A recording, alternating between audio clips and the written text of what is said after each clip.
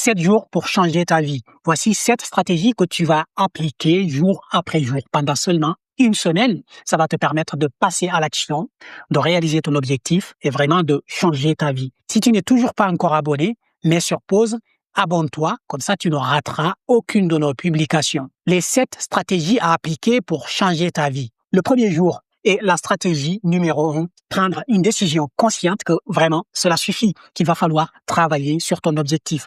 Tout part d'une décision. Tant que tu ne décides pas de travailler sur les choses importantes, rien ne se passera. Donc, le premier jour, la première étape, la première brique que tu dois franchir, c'est de prendre la décision que tu vas t'engager personnellement par toi-même, pour travailler sur ton objectif.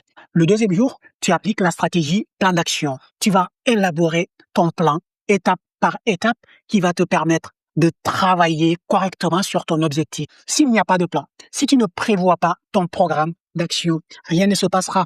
Tu vas travailler dans le vide ou de manière désordonnée, mais tu ne sauras pas sur quelle tâche travailler en priorité. Retiens donc, deuxième jour, stratégie numéro 2, c'est le plan d'action. Élabore étape par étape ton plan. Le jour numéro 3, passe à l'action. C'est action, action, action. Maintenant, tu as élaboré ton plan. Et ton plan est basé sur une décision consciente que tu dois travailler sur cette problématique, que tu dois travailler sur cet objectif. À partir du jour 3, tu vas travailler jour après jour, heure après heure, minute après minute sur ton objectif. Jour 3, c'est action. Il n'y a plus de réflexion. On passe à l'action et on observe si on produit les résultats qu'on attendait.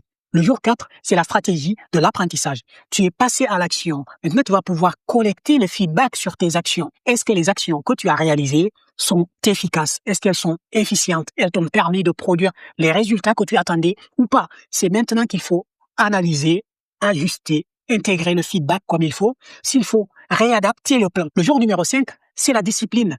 Ton plan est clair. Tu es passé à l'action. Tu as commencé à observer des résultats, mais qu'il faut améliorer. Ta décision est orientée sur ta vision. Maintenant, c'est d'intégrer la discipline, l'autodiscipline, ta capacité à reproduire ce que tu as fait, ta capacité à t'engager, à être discipliné sur ces actions-là. C'est ça qui va te conduire dans la durée. Ta discipline personnelle est très importante sur l'accomplissement de ton objectif. Le 6e jour, c'est la persévérance. C'est là où il va falloir être régulier, mais de manière durable. La persévérance, c'est quoi? Au-delà de l'autodiscipline qui t'a permis d'ancrer un certain comportement, mais la régularité, la persévérance va te permettre de continuer à le faire pendant des semaines, pendant des mois, voire pendant des années, jusqu'à ce que ça devienne une seconde nature. Ça va devenir une habitude progressivement. Et après, tu vas le faire de manière automatique parce que ça aura été intégré de manière consciente, de manière inconsciente. La persévérance, c'est un des éléments clés de cette démarche.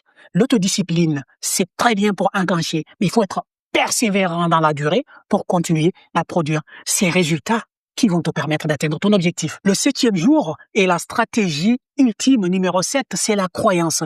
Est-ce que tu crois en ce que tu fais? Est-ce que tu crois en ta capacité? Est-ce que tu as confiance en toi pour atteindre ton objectif? Travaille ta confiance, reviens sur les fondamentaux, l'autodiscipline, le plan, l'action, la décision, mais travaille ta croyance. Il faut que tu te sentes capable. Avant que les autres croient en toi, tu dois d'abord croire en toi-même. Il faut que tu te sentes capable, légitime de réaliser cet objectif, d'atteindre cet objectif, de travailler sur toi et de t'améliorer. Si tu n'es toujours pas encore abonné, c'est vraiment le moment de le faire.